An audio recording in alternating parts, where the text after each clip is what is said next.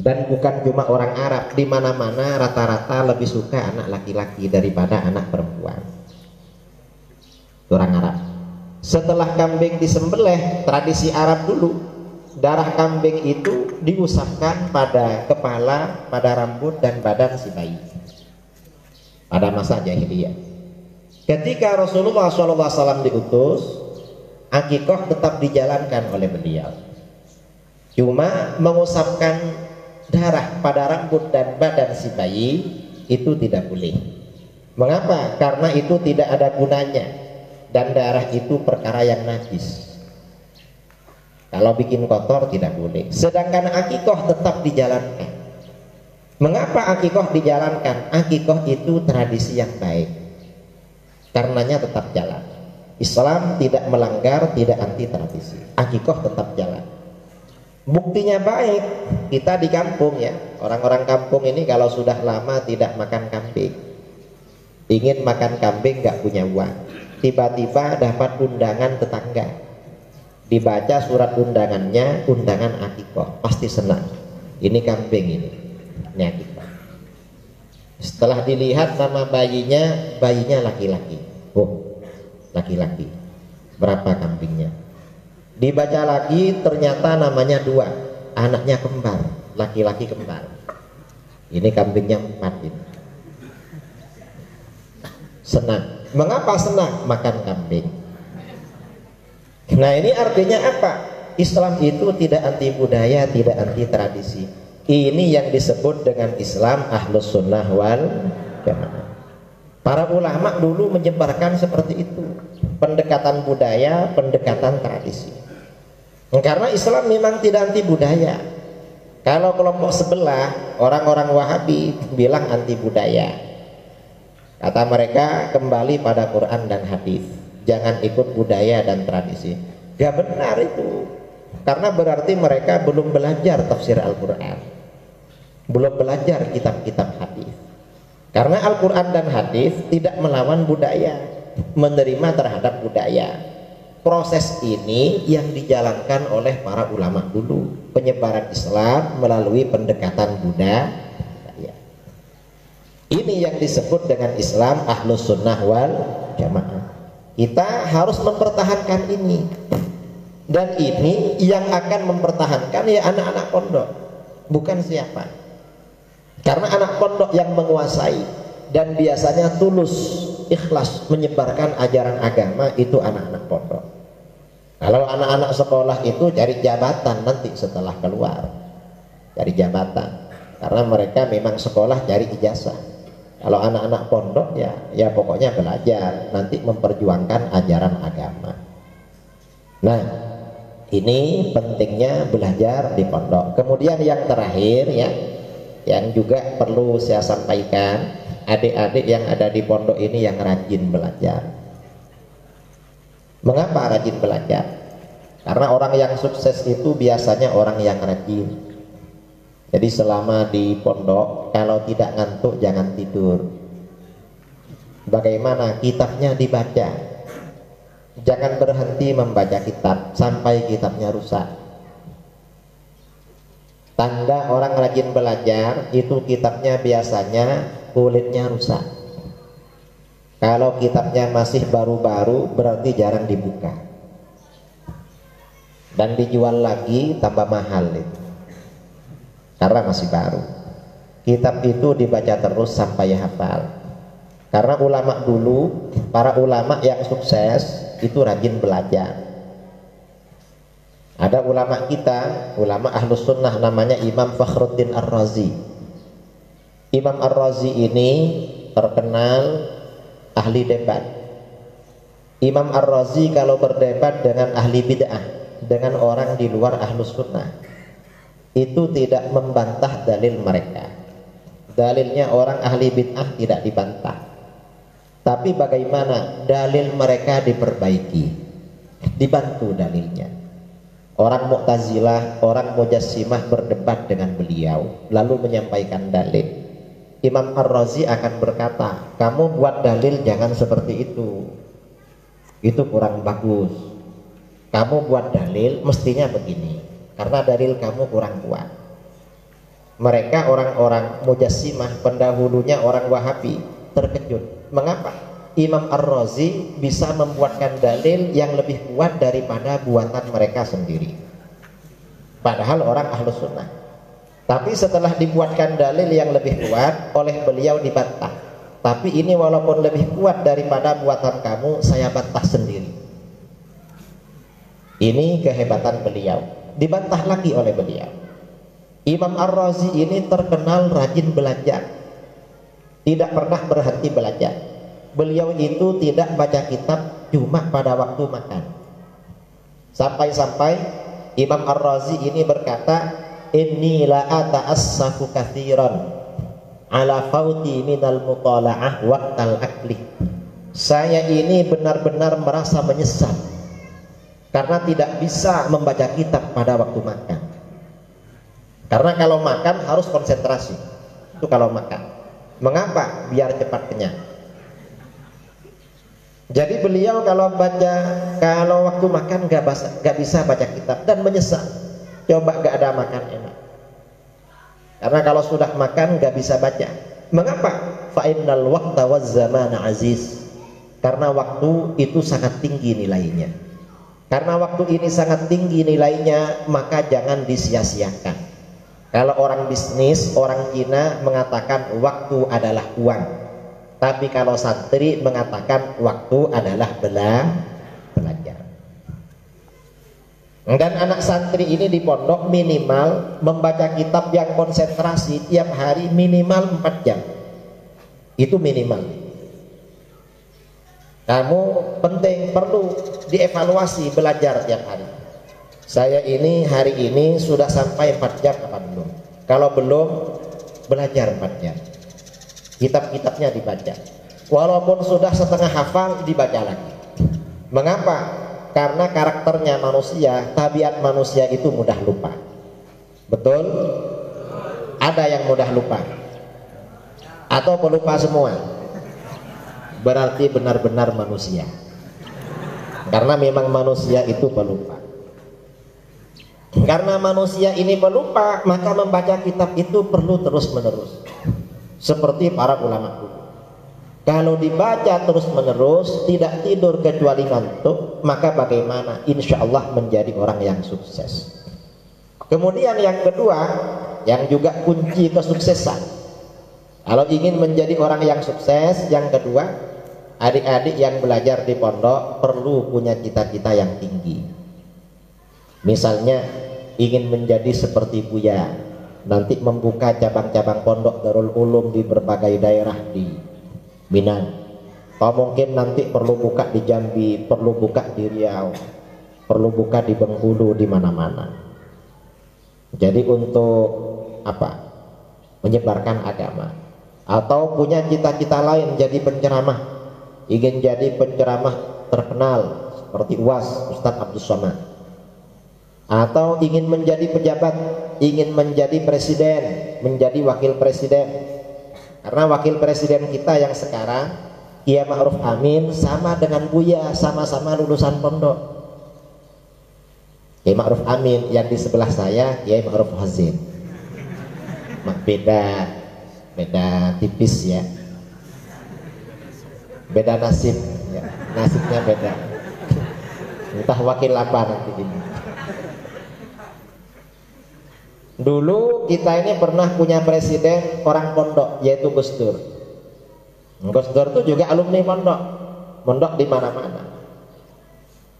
Ini perlunya cita-cita. Mengapa orang itu perlu cita-cita? Orang yang punya cita-cita yang tinggi, insya Allah menjadi orang yang sukses. Yang tidak punya cita-cita, jadi orang biasa-biasa. Kalau ditanya, kamu ngapain mondok? Saya ingin jadi seperti ini, harus seperti itu. Gak boleh, kamu kok mondok? Saya nakal. Karena nakal oleh ayah suruh mondok. Gak boleh begitu. Kamu ingin jadi apa? Gak ingin jadi apa-apa. Pokoknya mondok dah. Nanti waktunya kawin. Jangan begitu. Itu namanya tidak punya masa depan. Cita-cita ini penting. Di dalam kitab Uyunul Akhbar, karangan Imam Ibnu Qutaibah Ad-Dinawari, di bab awal diceritakan tentang cita-cita pada masa ulama salaf dulu, pada masa sahabat, pada masa khulafaur rasyidin. Ada 4 remaja duduk-duduk di depan Ka'bah. Yang 3 orang kakak beradik, yang 1 orang teman akrab mereka. Ketika mereka ini sedang duduk-duduk, tiba-tiba salah seorang dari mereka ada yang berkata, liyadhkur kullu wahidin minna ma yatamanna. Coba masing-masing kita mengutarakan apa cita-citanya. Kita ini besok kalau sudah besar ingin jadi apa?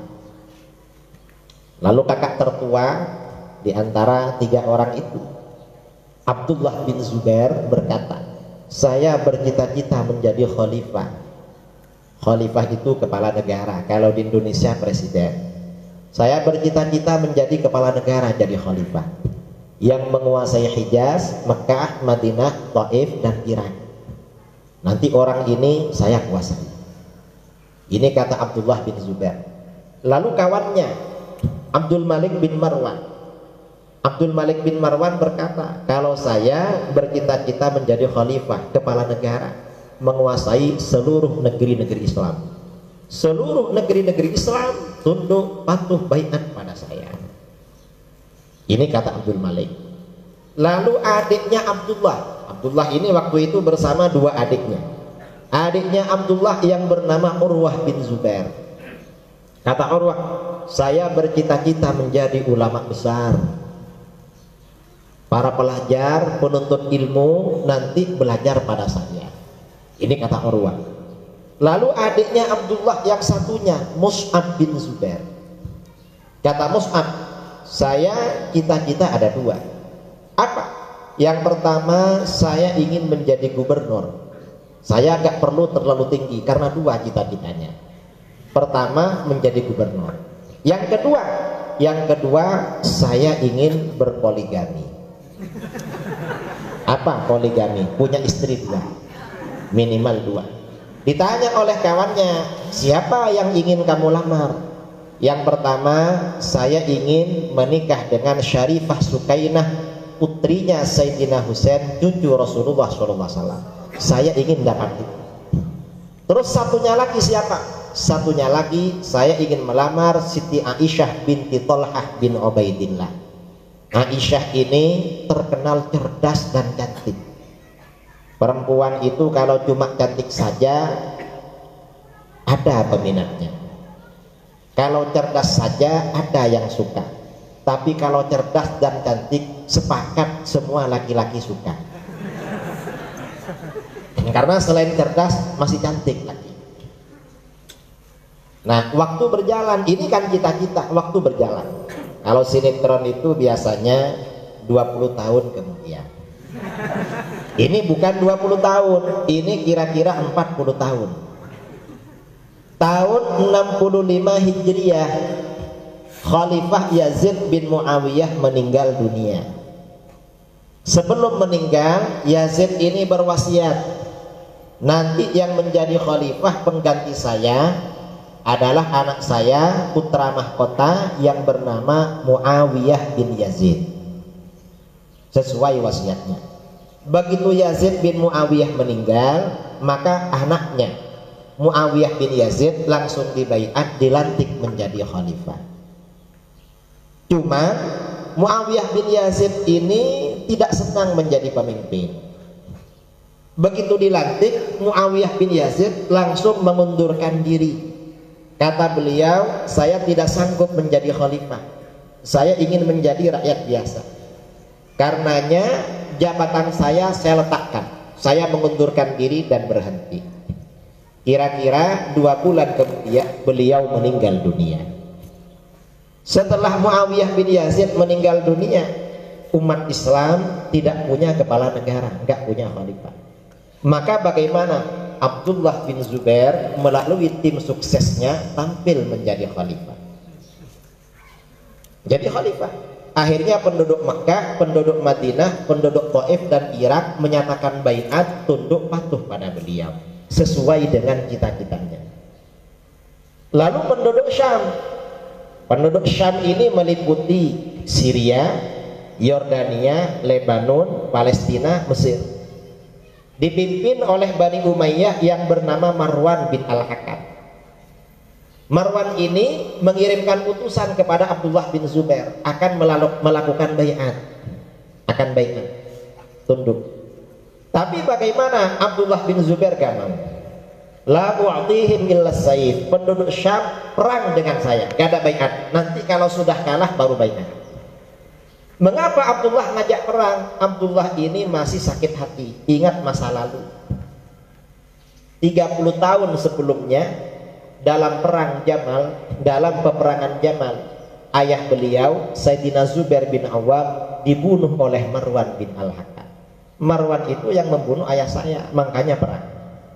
Akhirnya perang sampai Marwan meninggal.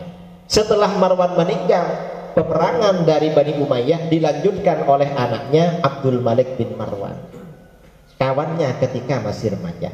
Akhirnya perang selama 8 tahun. Setelah perang hampir berakhir, ya, setelah bertahun-tahun perang, suatu ketika pada suatu malam Abdullah bin Zubair ini bermimpi. Di dalam mimpinya beliau bergulat dengan Abdul Malik bin Marwan, bertengkar. Dalam bertengkar Abdullah ini menang. Abdul Malik bin Marwan dia jatuhkan ke tanah, lalu dia pancung, dia paku ke tanah kedua tangan dan kedua kakinya sampai gak bisa bergerak. Setelah memancung musuhnya, dia bangun terkejut dia, saya kok mimpi bertengkar. Padahal memang musuhnya sama-sama perang pada waktu itu. Akhirnya bingung, ini apa tafsiran mimpi ini? Karena bingung, beliau mengirimkan ajudannya datang ke Basrah di Irak. Mengapa? Di Irak ada seorang ulama ahli tafsir mimpi, namanya Imam Muhammad bin Sirin atau Ibnu Sirin. Kamu datang ke Irak, datangi Buya Ibnu Sirin, sampaikan, tanya, ada orang bermimpi bertengkar, lalu dia mengalahkan musuhnya dia jatuhkan ke tanah sampai dia memaku kedua kaki dan kedua tangan musuhnya. Tanyakan apa tafsiran mimpi itu, tapi jangan bilang-bilang kalau yang bermimpi itu saya, kata Abdullah bin Zubair. Berangkat ajudan sampai di Basrah, mendatangi Buya Ibnu Sirin. Ada apa? Mau bertanya Buya tentang mimpi. Mimpi apa? Ada orang bermimpi bertengkar, lalu musuhnya itu dia jatuhkan ke tanah, kedua tangan dan kedua kakinya dia pancung. Bagaimana tafsirannya Buya? Lalu kata Buya Imam Ibnu Sirin, siapa yang bermimpi itu? Maaf Buya, itu yang bermimpi majikan saya. Siapa majikan kamu? Amanat dari beliau, kata beliau, nama beliau agar dirahasiakan. Lalu kata Ibnu Sirin, kalau begitu tafsir mimpinya saya rahasiakan. Karena nama yang bermimpi dirahasiakan, saya rahasiakan juga. Tapi saya tahu siapa yang bermimpi. Siapa Buya? Ini yang bermimpi kalau bukan Abdullah bin Zubair pasti Abdul Malik bin Marwan. Mengapa? Karena dua orang ini sekarang yang lagi bertengkar. Akhirnya ajudan ini pulang. Sampai di Mekah ditanya, gimana kata Imam Ibnu Sirin? Ya karena nama Tuhan dirahasiakan, kata beliau, tafsirnya juga dirahasiakan. Ya kalau begitu berangkat lagi ke Irak, sampaikan yang bermimpi saya. Berangkatlah lagi pembantunya. Dulu masih naik kuda dari Mekah ke Irak. Sampai di Irak, gimana? Iya Buya, mimpi yang kemarin. Bukan kemarin kan, dulu kan perjalanan kan lama naik kuda, mungkin berminggu-minggu. Gimana? Yang bermimpi majikan saya Buya. Siapa majikan kamu? Majikan saya Abdullah bin Zubair. Lah, betul kan yang bermimpi? Gimana tafsirannya Buya? Kalau mimpinya benar seperti itu, majikan kamu akan kalah perang. Kamu akan kalah. Lah terus yang kedua tangan kedua kakinya dipancung itu apa Buya? Abdul Malik bin Marwan akan menjadi pemenang dan menjadi khalifah, lalu keempat anaknya juga menjadi khalifah. Karena tangan dan kaki itu anak. Akhirnya pulang ke Mekah. Sampai di Mekah disampaikan tafsir mimpinya.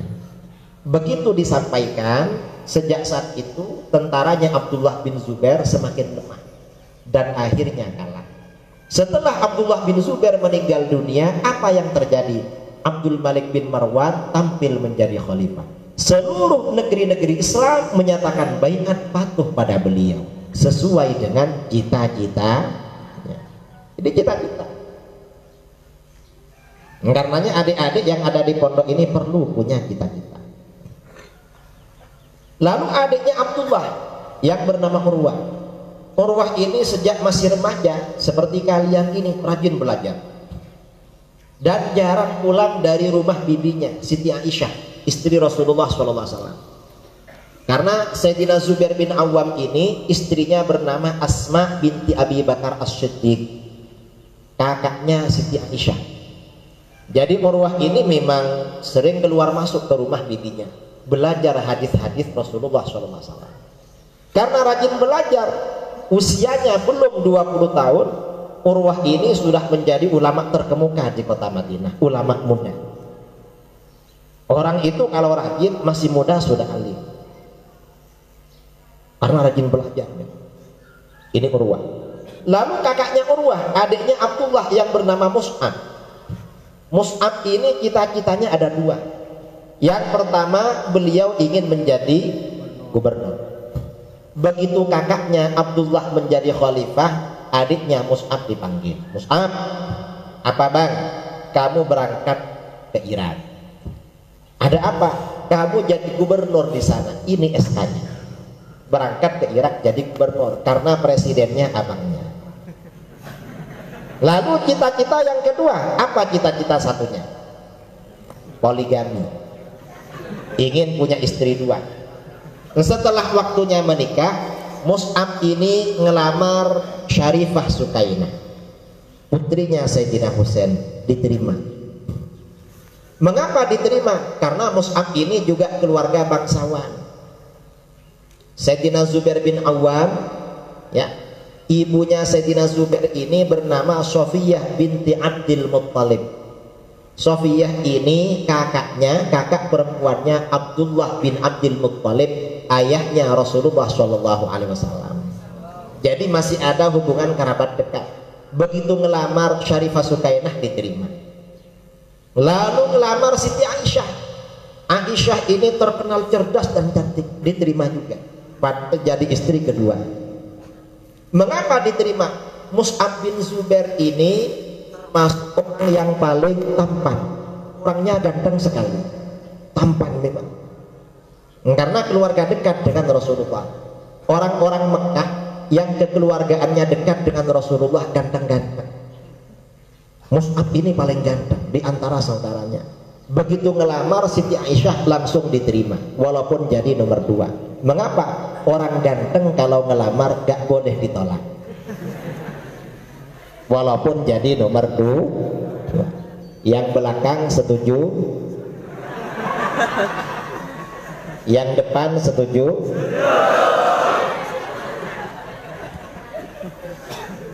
Tapi yang pinter dulu. Kalau sudah pinter nanti alim, cita-citanya berhasil, insya Allah minimal istrinya 2.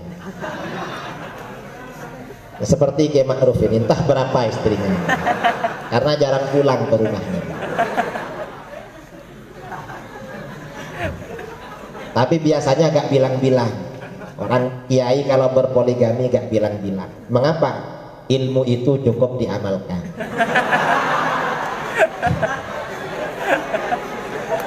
Jangan banyak bicara, yang penting dilakukan.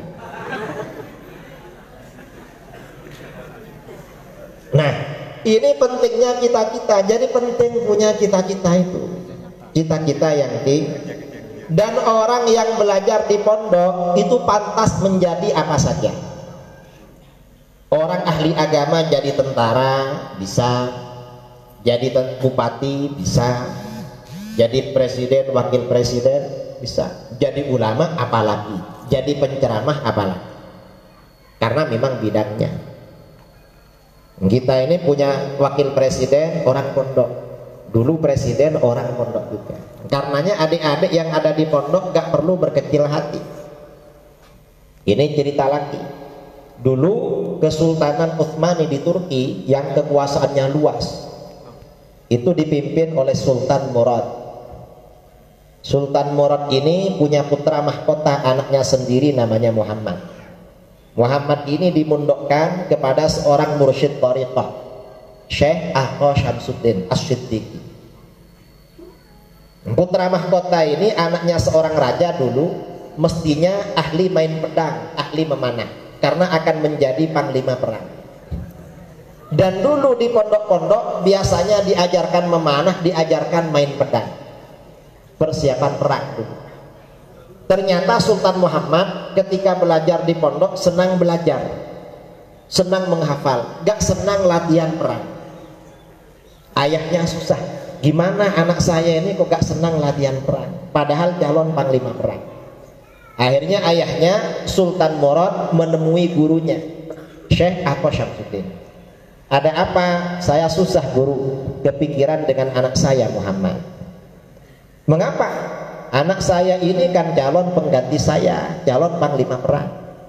Anak saya kok malah rajin belajar, rajin menghafal, rajin baca kitab, kok tidak rajin latihan perang.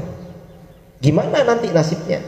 Kata gurunya, jangan khawatir, orang yang rajin belajar pantas menjadi apa saja. Enggak perlu khawatir, kalau anak kamu rajin belajar bisa jadi apa saja. Tenang, gurunya tenang. Kemudian setelah Muhammad ini berusia 14 tahun, ayahnya Sultan Murad mengeluarkan keputusan yang mengejutkan. Apa?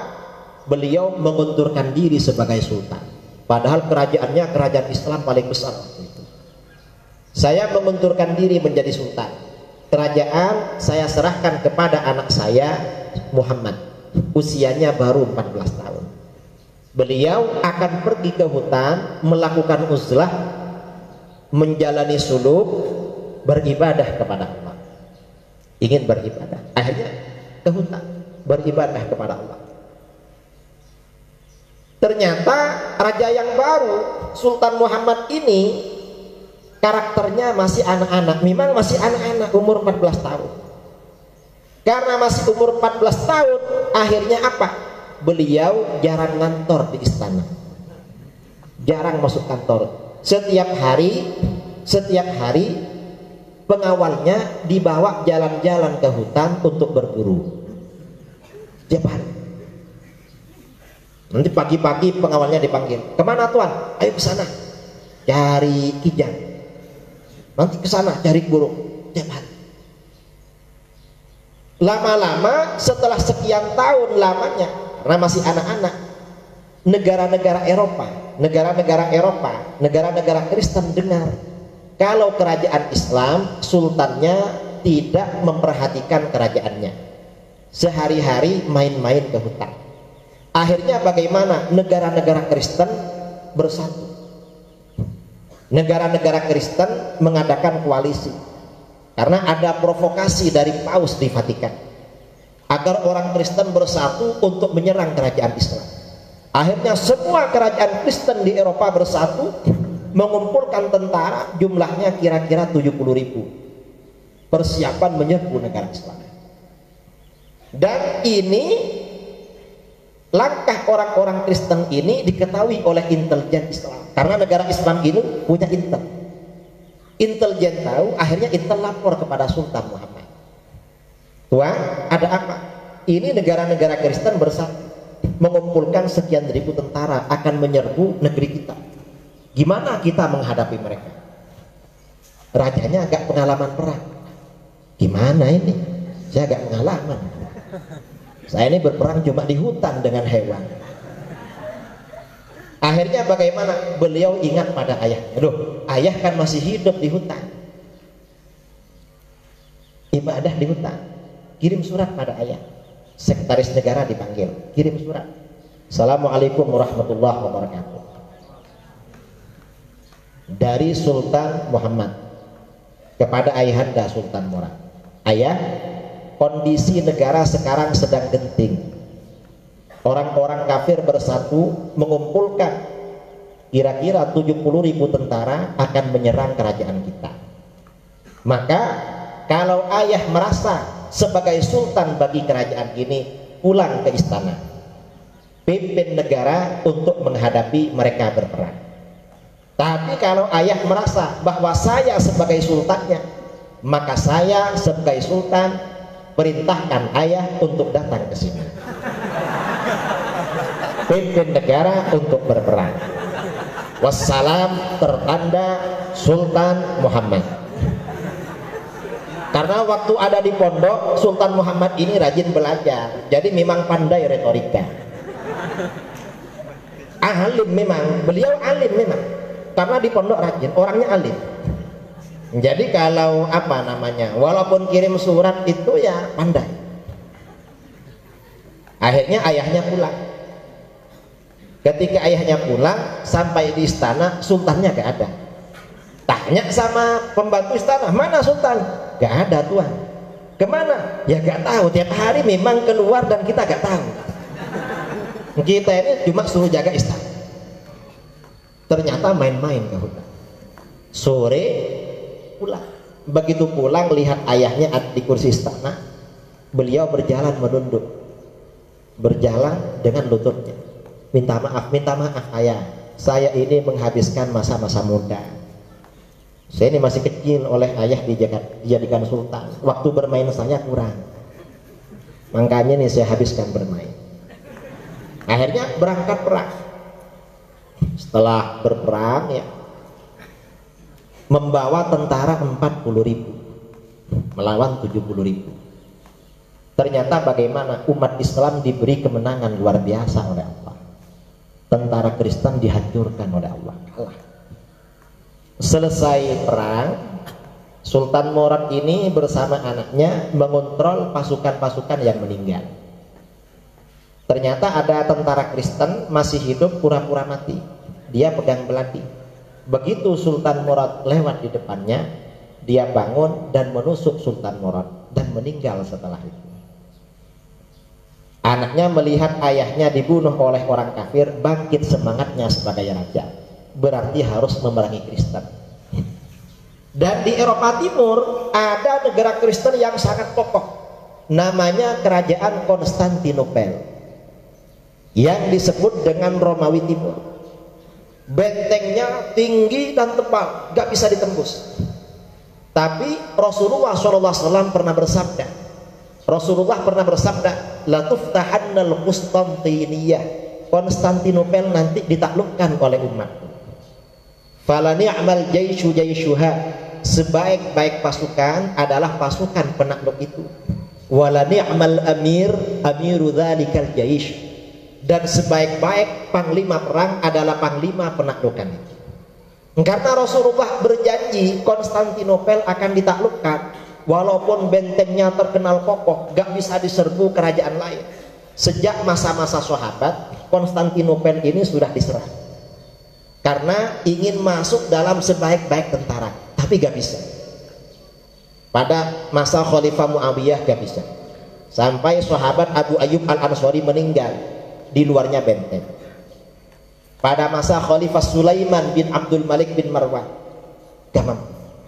Kemudian Sultan Muhammad ini sejak masih kecil oleh ayahnya sering diajak jalan-jalan melihat-lihat benteng Konstantinopel. Ayahnya bilang, "Nak, itu bentengnya negara kafir, itu musuh kamu. Gimana ya? Kamu harus bisa mengalahkan itu." "Siap ya, saya insya Allah bisa." Jadi memang oleh ayahnya sejak kecil ditanamkan, itu musuh kamu, kamu harus bisa mengalahkan itu. Siap. Setelah ayahnya meninggal ya, akhirnya bagaimana?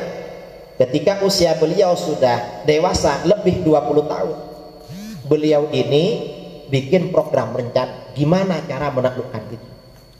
Akhirnya beliau mencari ahli militer, mencari orang yang ahli senjata, cari ahli senjata. Setelah siap, lalu diperangi Konstantinopel. Penyerangan ke Konstantinopel ini memerlukan waktu kira-kira 6 bulan. Perangnya 6 bulan, setengah tahun. Setelah 6 bulan Konstantinopel ini berhasil ditaklukkan. Memang waktu itu gurunya ikut. Syekh Aqwa Syamsuddin bilang, kita berangkat sekarang, ini kapan guru kita menang? Kita menang 6 bulan lagi, tanggal sekian, hari ini, jam sekian, nanti kita menang.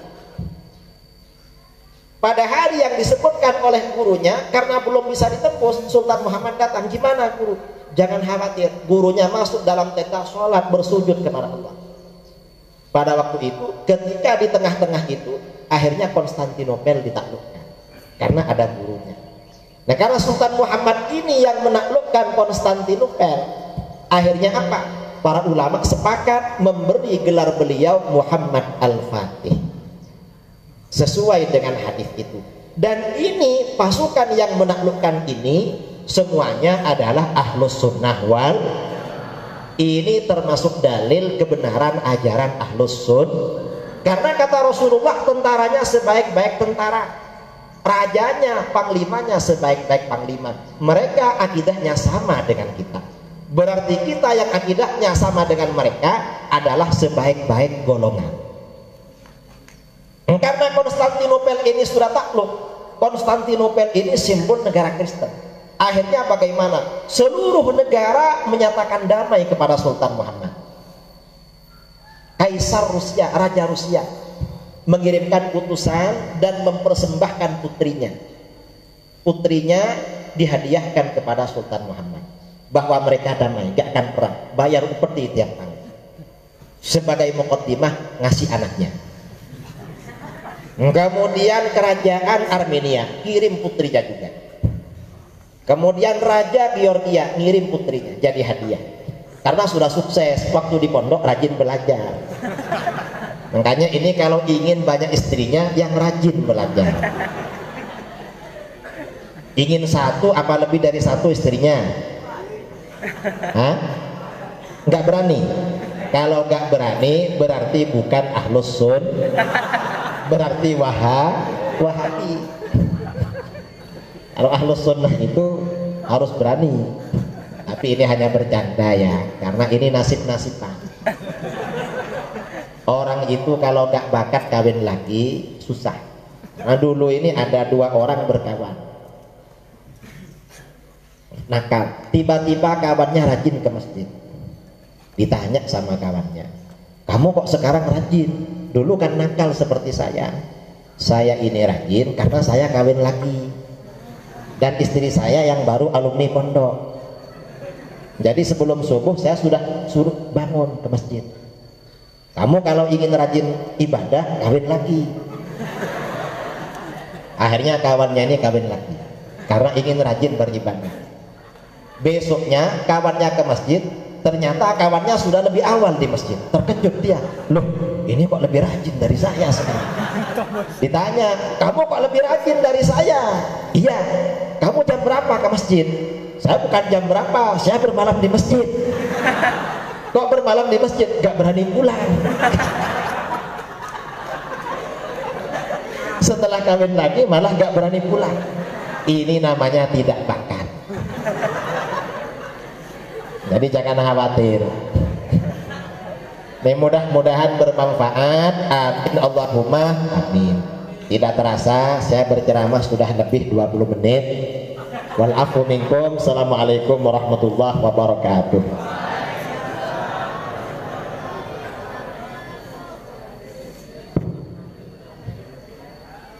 Baik.